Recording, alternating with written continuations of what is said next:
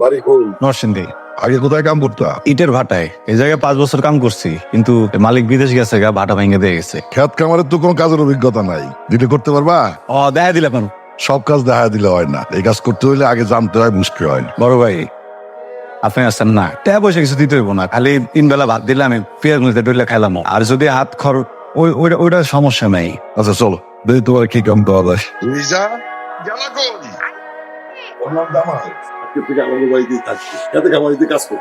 আপনি যে কোনো কাজ করলেন, আমি আপনাকে বাড়ি কাম কাজ করি, এরপর আমার থাকে আপনি আবার নতুন একটা লোক নিয়েছেন, আপনি আমার পেটে লাত্তি মারছেন। আর তুই তো আসছি লগে লগে ও করতে, ওই তো কাম কাজে কাঁচা, তোর দেহা দেখে কাম শিখ।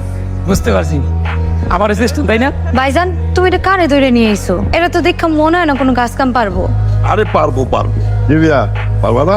পারুন না কি লেগে? খালি মুখে কইলেই হয় না, শরীরেও শক্তি থাকতে হয়। আরে পারবে তো, পরিচয় করাই দিই। এ হইতেছে তোমার বাদী, আর ও হইতেছে আমার একমাত্র কলিজার টুকরো পই, সাইলা। এই মেয়ে, ভাবির আপারে যখন দেখবা সাথে সাথে সালাম দেবা, সাথে আমারও। আচ্ছা, হ্যাঁ থাকবো কই? কেন আবেল লাগে থাকবো? কি রে আবেল, তোর সমস্যা হইব না তো? না, আমার কোনো সমস্যা নাই, তবে অনো রাতের বেলা কিন্তু নাক ডাকতে পারবা না। এই যা, নিয়ে যা, তোর ঘরে নিয়ে যা। সত্যি সত্যি আমাদের বাড়িতে চলে আসলা? তোমার ভাইয়াকে বোকা বানায় চলে আসছি। ভাইয়া বোকা না চালাক একবার ধরা খাও, ঠিকই বুঝবা। সামলে নেবো, সামনেও দেখবে সবকিছু সামলে নিবো। আবে ধরা খেলে কিন্তু খবর আছে। তুমি কেন টেনশন করছো? আমি যদি ধরা খাই, তোমার ভাই যা বলার আমাকে বলবে, তোমাকে তো কিছু বলবে না, তাই না? আর আমার যদি কিছু হয়, তোমার তো কিছুই আসে না, বিকজ তুমি তো আমাকে ভালোবাসো না। তোমার ফ্যামিলিতে কেউ পাগল টাগল আছে নাকি? একজন, পুরোপুরি না। সেটা তোমাকে দেখেই বোঝা যাচ্ছে। আর তা না হলে এত সুখের জীবন ফেলে কেউ ক্ষেত খামারে কাজ করতে আসে, তাও না আমার জানা ছিল না। হাতে ধরো, দেখো আরো কত কঠিন কঠিন টাস্ক করতে পারি। আবির, আমি চলে যাই, কেউ দেখে ফেললে তোমার পরীক্ষা শুরু হওয়ার আগেই কিন্তু বিদায়ের ঘন্টা বেঁচে যাবে। আর ভাই, তুমি কি লেগে যাচ্ছ? তোমার কিভাবে শিখে দেব? তুমি কি কাজ করতে আসো? হ্যাঁ ভাইজান, আপনি কারণ হয়েছেন তো, কাম কাজ কিছুই পারতেছেন। হ্যাঁ, শিখাই একরকম করে আর এক রকম। ওই পাবেল, তুই কি আগে পারতি নাকি? হ্যাঁ, তুই তো আমারে দেখে দেখে শিখছস, ওরে শিখায় দে, ও পারবো। ভাই, আমি যখন ভাটায় কাম করতাম তখন আমার একবার খালি দেখা দিচ্ছে, সব নিজে মেশিনের মতো করে লেছি। ইটের বাটা আর এই ধান খেত কিন্তু এক না। অনেক কাম করছেন, এবার আইন গায়ে নেন। তুই খাওয়ান নিয়ে আইসস, অন্য কেউ নাই? আসলে ওই যে নতুন লোকটা কাজ কাম করতে পারে নাকি হুদায় আমাকে অন্ন ধ্বংস করতেছে, এটাই দেখতে আইছি। আরে নতুন মানুষ, আস্তে আস্তে ঠিকই পারবো। তুমি কি চাষাবাদের স্কুল খুলে বইছো যে নতুন লোক আইব আর তুমি শিখাইবা? পাবেল, জামাল, আসো। হ্যাঁ নাও, চল ওদিকে বসি। কোনো কাজকে কিন্তু ঘৃণা করতে হয় না মিস্টার আবির, সব কাজই সমান। আসছিলাম ভালোবাসার পরীক্ষা দিতে, ভাবছিলাম যে প্রশ্নপত্র সহজ হবে, কিন্তু এখন দেখি বিসিএস পরীক্ষার থেকেও কঠিন। তারপরও ভেবে দেখো, এখনো কিন্তু তোমার হাতে সময় আছে। লোক বাবা মায়ের একমাত্র একটা হ্যান্ডসাম ছেলে, ওই ঢাকার শহরে মার্সিডিজ অডি নিয়ে ঘুরবে, সে কিনা ভালোবাসার পরীক্ষা দিতে গরুর কবর পরিষ্কার করতেছে। আমার হাতে একটাই অপশন আছে, অপশন ইউ। তুমি এত কিছু করার পরও যদি আমি রাজি না হই? কষ্ট পাবো, আফসোস থাকবে না, লিস্ট সবাইকে বলতে পারবো যে সরি, তাই করছি। কি ব্যাপার শায়লা, তুমি এখানে কি করো? আরে ভাবি, নতুন পোলারা কাজ কাম পারে কিনা রে দেখতে এসেছি। আমাকে বাড়িতে তো অনেক মানুষই কাজ করে, কই কারো কাজ তো কখনো দেখতে আইতে দেখলাম না। সব মাইসে তো কাজ কাম পারে, কিন্তু এই পোলাটারে দেখা মনে হয় না কাজ পারে। ভাবি, আমার মনে হয় কি, ভাইয়ের থেকে মনে হয় আপা কাম কাজ নিয়ে একটু বেশি চিন্তা করে। কত কম কও, কিরস্তি বাড়ির মাইয়ারা একটু এমনই হয়। কাজ করো, কাজ না করলে কিন্তু তোমার চাকরি নোট করে দিমু, আর তোমার ফট করে দিমু।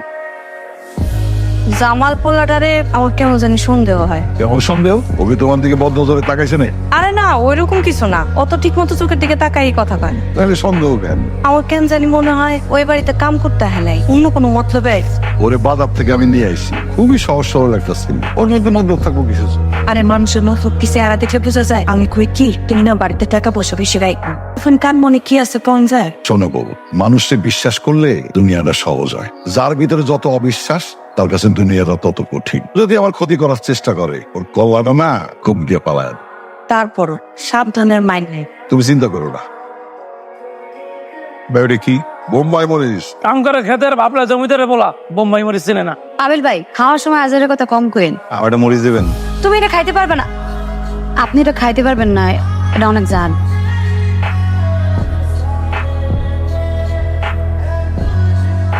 সালাদ খাও, সালাদ খাও, সালাদ খাও।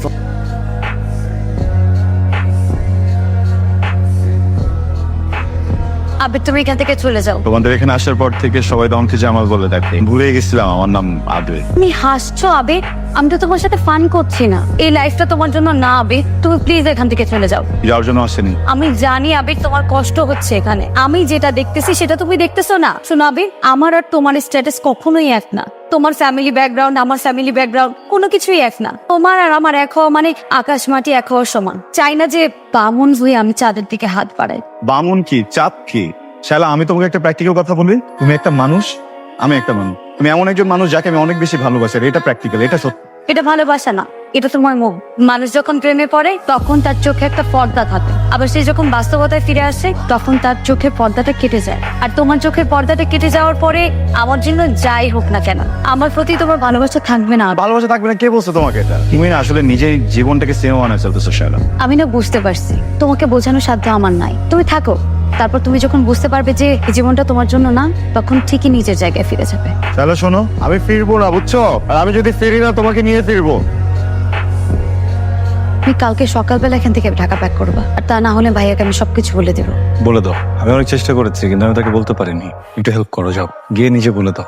তুমি এখান থেকে যাবা না আবির? হ্যাঁ যাবো, তোমাকে নিয়ে যাবো। আমি কে তোমার, আর তুমিই বা কে আমার? তোমাকে তো আমি ভালোই বাসি না যে তোমার সাথে আমি এখান থেকে চলে যাব। আমার ভাইয়ার না এই গ্রামে একটা সম্মান আছে, কেউ কোনো কিছু জানাজানির আগে তুমি প্লিজ এখান থেকে চলে যাও।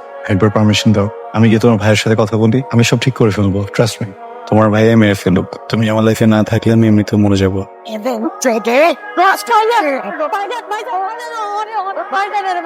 আমি আগেই বলছিলাম এই ছেলের আচার আচরণে সমস্যা আছে। ভাইজান তুমি আবিরে যেমন ভাবতেছো আবির তেমন না ভাইজান। আবিরকে ও সব কিছু নিয়ে বড় আর আগে বাড়ি ছেড়ে চলে যাবে। আমি তোকে আমি বাড়ির আশেপাশে দেই, একদম বাড়ির তলে পুঁতে ফেলাবো। শালার টাকার পড়াশোনা সব বন্ধ। আমি যত তাড়াতাড়ি পারি শালার দিয়ে দেবো। আপনাকে কষ্ট করতে হবে না ভাই, আপনি যেহেতু চাচ্ছেন না আমি এখানে থাকি। আমি এটা একটা কথা কি জানেন, আমি এখানে এসে ভুল করিনি। আমি এমন একটা জিনিস দেখে গেলাম যেটা এখানে না আসলে হয়তো কখনো দেখতে পারতাম না। ভাই বোনের বন্ডিং, ফ্যামিলি বন্ডিং। আসলে আমি তো শহরে বড় হয়েছে, ওখানকার মানুষগুলো একটু অন্যরকম। কত সহজে আমি একটা হেল্প চাইলাম, আমাকে এতদিন নিয়ে আসছেন। শালা তুমি বলতো না তোমার ফ্যামিলি গরিব, আমার ফ্যামিলি অনেক বড় লোক। এই কথাটা আর কখনো বলবো না। তোমার কাছে যেটা আছে সেটা অনেক দামি। তোমার ফ্যামিলি, তোমার ভাই গরিব, আমি আমার একটা ভাই নাই। ভাইয়া আমি খুবই সরি, আপনাদেরকে এরকম সিচুয়েশনে ফেলার ইন্টেনশন আমার ছিল না। যদি সম্ভব হয় প্লিজ আমাকে মাফ করে দেবেন।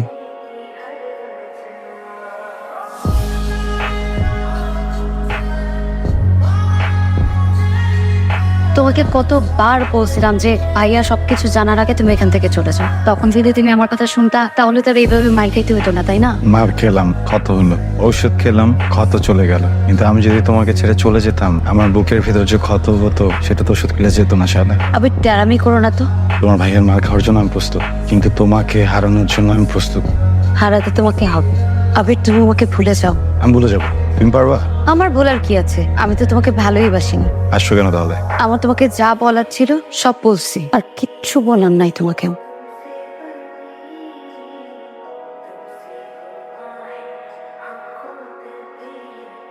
ভাইজান আপনি গেলে অর্ডার দেন, আর হাত পাও কাইটা ওদের মধ্যে বস্তা করে ফেলাই দিন। ওই তুই চুপ কর। তুই কি শালারে ভালোবাসোস? বুঝা তোস কিন্তু আরে একদম কবজে করলাম ফেলা দেবো। অনেক বেশি, অনেক। আমি তোকে ভালোবাসার কাছে হাইরা গেলাম।